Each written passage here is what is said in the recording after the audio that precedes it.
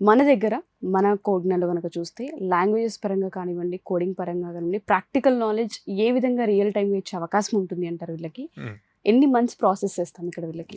So ఎవరైతే BTech చదువుతున్నారో ఈ pursuing వాళ్ళందరికీ కూడా సి అన్నది ఇంపార్టెంట్ అండి. సి ప్రోగ్రామింగ్ కరెక్ట్గా వచ్చి దాంట్లో లైక్ మీరు ఎట్లాంటి డివైజెస్ బిల్డ్ చేయొచ్చు, ఎంబెడెడ్ సి అని హార్డ్వేర్ డివైజెస్ లైక్ ఆర్డినో ఇట్లాంటి వాటికి యూజ్ చేస్తాం అనమాట, ఐఓటీ డివైజెస్కి.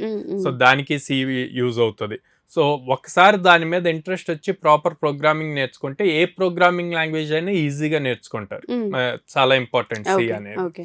సో దాని తర్వాత మనం ఫుల్ స్టాక్ కోర్సెస్కి ప్రిఫరెన్స్ ఇస్తాం, లైక్ జావా ఫుల్ స్టాక్ కానీ పైథాన్ ఫుల్ స్టాక్ కానీ, డిపెండ్స్ ఆన్ స్టూడెంట్ లెవెల్ అనమాట.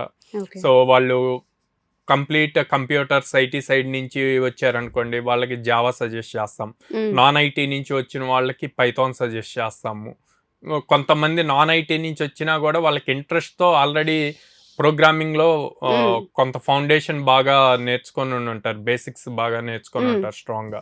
సో అట్లాంటి వాళ్ళని జావాలోనే ఉంటుంది, అట్లా క్రాక్ చేసిన వాళ్ళు కూడా ఉన్నారు. సో ఇదంతా కూడా 100 days ప్రోగ్రామింగ్.